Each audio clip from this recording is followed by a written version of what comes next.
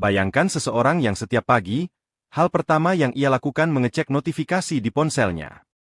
Sepanjang hari, matanya terus tertuju pada layar. Makan sambil main gadget, jalan sambil main gadget, bahkan sebelum tidur pun masih menatap layar yang sama. Tanpa sadar, dunia nyata perlahan terasa membosankan dibanding dunia digital yang serba instan. Tahukah kamu? Orang dewasa rata-rata menghabiskan lebih dari 7 jam sehari menatap layar gadget. Itu artinya hampir sepertiga hidup kita dihabiskan di balik layar. Dan yang mengejutkan, beberapa orang mengecek ponsel mereka lebih dari 150 kali sehari. Di pagi hari, 80% orang membuka gadget dalam 15 menit setelah bangun tidur. Bukan sikat gigi, bukan mencuci muka, tapi scroll-scroll tanpa arah.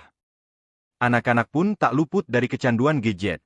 Di beberapa negara, anak usia 5 tahun sudah menghabiskan lebih dari 3 jam per hari dengan gadget.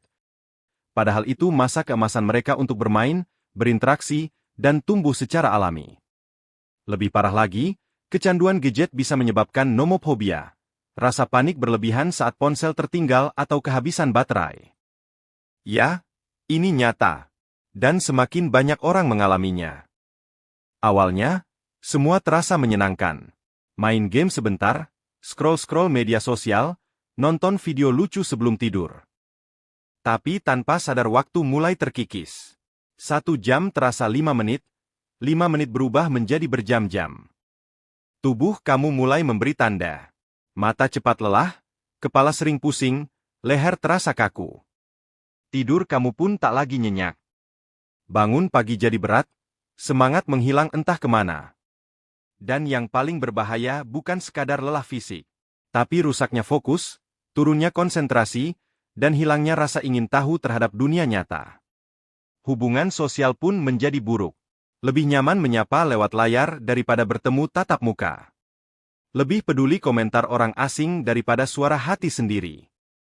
Lalu muncul perasaan kosong padahal gadget selalu di tangan. Ironis, bukan? Lalu pernahkah kamu menyadari bahwa di tengah keramaian, kita justru semakin sepi? Di taman, di restoran, bahkan di ruang keluarga, setiap kepala menunduk, mata tertuju pada layar. Orang-orang hadir secara fisik tapi jiwanya tenggelam di dunia digital. Percakapan pun mulai menghilang. Tawa yang dulu kita dengar, kini digantikan oleh suara notifikasi. Kebersamaan tak lagi terasa, karena perhatian dibagi bukan pada orang di sekitar, tapi pada apa yang sedang trending. Di sekolah, anak-anak sulit fokus. Di tempat kerja, produktivitas menurun. Di rumah, hubungan menjadi kaku, hambar, dan saling asing. Masyarakat mulai kehilangan rasa empatinya. Kita lebih cepat bereaksi terhadap berita viral daripada menengok tetangga, teman atau keluarga yang sedang mengalami kesulitan. Jika dulu teknologi diciptakan untuk mendekatkan, kini kita harus bertanya, apakah kita masih memegang kendali? Atau justru sedang perlahan-lahan dikendalikan? Kecanduan gadget bukan akhir dari segalanya.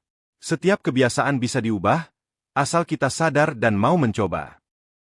Langkah pertama adalah menyadari bahwa kita punya masalah. Mulailah dengan membatasi waktu layar harian. Gunakan fitur screen time atau alarm pengingat. Sedikit demi sedikit yang penting konsisten. Lalu, ganti waktu bermain gadget dengan aktivitas nyata. Berjalan pagi, membaca buku, bermain dengan keluarga, atau sekadar duduk merenung di taman atau teras rumah tanpa layar.